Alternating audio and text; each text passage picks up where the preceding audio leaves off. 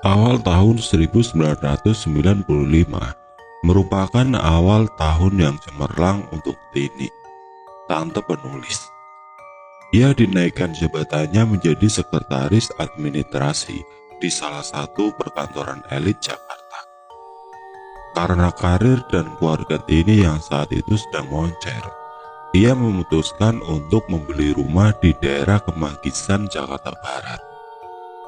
Selain karena daerah perumahan itu dekat dengan kantor tempat Tini bekerja, Tini merasa sreg dengan lingkungan daerah Kemanggisan yang dikala itu belum sepadat sekarang dan juga masih banyak pepohonan hijau. Setelah ia hampir seharian berputar-putar mencari rumah idaman, namun belum juga nampak ada yang cocok. Tiba-tiba pandangannya diarahkan ke sebuah rumah tingkat yang lumayan besar. Rumah itu dari luar terlihat kokoh bangunannya. Ada aksen modern dengan dua pilar yang menambah keindahan rumah tersebut. Di lantai atas terlihat ada seorang pria yang kurang lebih umurnya 40 tahun ke atas, sedang duduk di balkon yang menghadap ke arah jalan. Tini segera memberhentikan mobilnya di depan rumah itu. Rumah ini menurut Teteh bagus nggak? Tanya Tini kepada kakak perempuannya. Kamu serius Tin mau beli rumah ini? Tanya si kakak penasaran. Ya iyalah Teh, masa Teteh nggak lihat itu bangunan bagus begitu?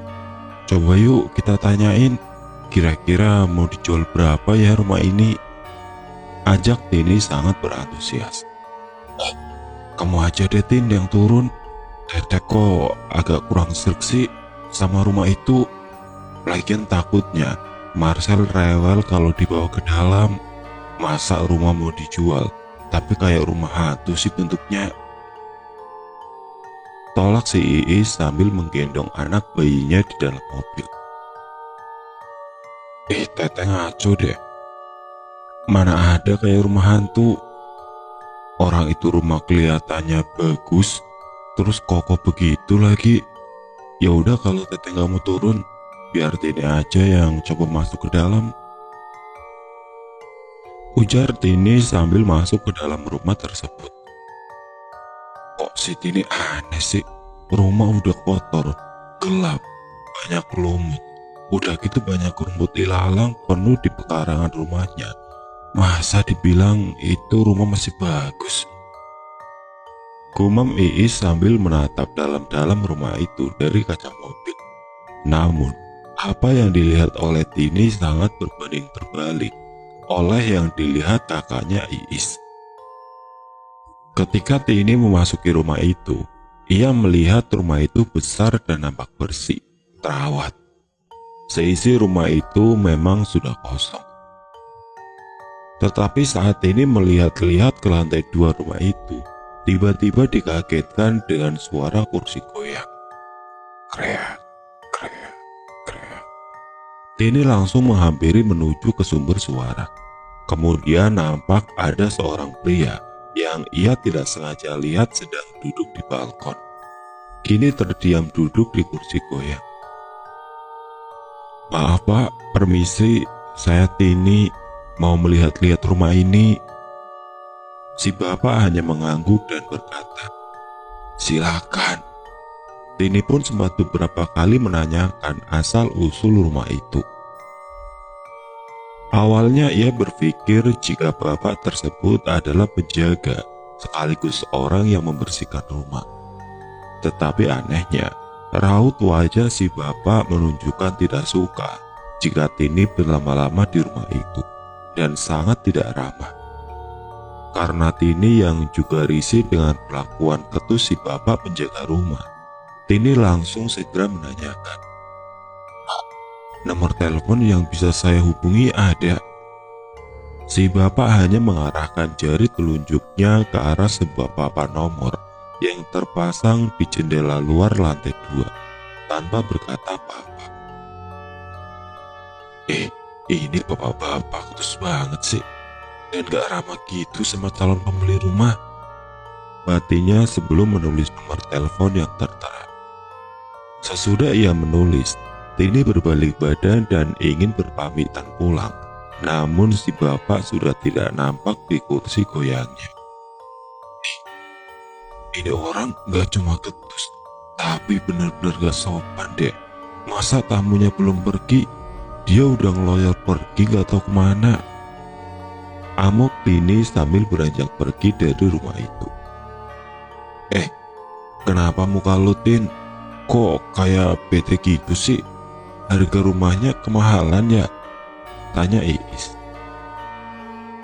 Enggak teh, cuma Tini agak kesel aja sih sama penjaga rumah itu. Tadi dia kan ada di dalam, mukanya itu jutek dan omongannya ketus deh, belagu banget. Jawab Tini sambil melajukan kemudi. Emang itu rumah masih ada yang nungguin? Tanya Iis tidak percaya. Masih lah teh, itu buktinya kan ada orang di dalam. Lagian Teteh sih gak mau turun tadi. Jawab Tini datar. Iis kembali membatin. Masa iya itu rumah kotor yang terkesan tidak berpenghuni, malah ada orangnya. Keresahan dan beberapa pertanyaan enggan ia ungkapkan kepada Tini. Menurut Iis percuma saja menjelaskan secara logika manusia keadaan rumah itu. Adiknya Tini benar-benar seperti sudah terpincut sekali. Ia pun tidak mau banyak berkomentar tentang pilihan adiknya. Takut-takut dikiranya nanti iri karena kesuksesan si adik yang akan membeli rumah baru. Di tengah-tengah perjalanan, anak bayi Iis menangis keras seperti diganggu oleh sesuatu. Didik, kenapa sih kok jadi rewel, anak mama? Ucap Iis mencoba menenangkan sang anak. Kok Dek Marcel tumben sih teh nangis di siang bolong gini? Belum dikasih susu ya? Tanya Tini ikutan cemas. Udahlah Tin, sebelum kesini kan udah dikasih susu sama Teteh. Terus panjang jalan tadi tidur dia pulas. Aduh, kenapa ya ini? Tiba-tiba jadi nangis kejer. Anak bayi Iis masih terus menangis dan merengek sepanjang perjalanan menuju ke rumah Iis di Bekasi.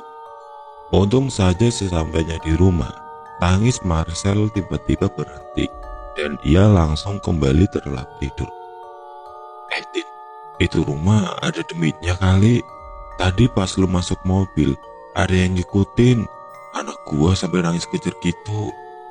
Ucap Iis sambil duduk di kursi sofa. Ngaco aja nih kalau ngomong. Jawab Tini sambil tertawa. Ia merasa kata-kata kakak perempuannya adalah lelucon. Mana ada setan nongkrong di siang bolong sih teh. Iya, Tini sampai lupa mau telepon Ibu Farida yang nomornya tertera di rumah itu. Ucap Tini langsung mengangkat gagang telepon.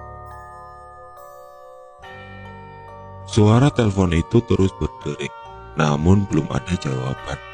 Ketika Tini mencoba menelpon untuk kedua kalinya, barulah telepon tersebut tersambung.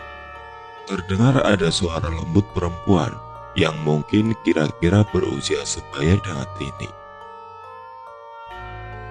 Assalamualaikum, halo, apa ini dengan Ibu Farida?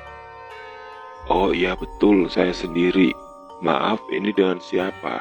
Dan ada keperluan apa ya? Perkenalkan, saya Tini. Saya habis melihat-lihat rumah Ibu Farida di kawasan Kemanggisan. Percakapan itu kemudian terus berlanjut. Tini menanyakan kelengkapan surat-surat dari rumah, kemudian menanyakan asal-usul rumah tersebut, dan alasan mengapa rumah itu dijual. Farida kemudian menjelaskan jika rumah itu adalah milik kakaknya yang sudah wafat sekitar 6 tahun yang lalu. Karena sang kakak adalah seorang perjaka yang hidup sendiri, rumah itu akhirnya terbengkalai dan kosong. Atas kuasa dari surat wasiat sebelum kakaknya meninggal. Sebenarnya rumah itu kini menjadi milik Farida adiknya, tetapi Farida enggan menempati rumah itu. Ketika Tini menanyakan kembali alasan mengapa Farida enggan menempati rumah peninggalan kakaknya, Farida seperti mengalihkan pembicaraan.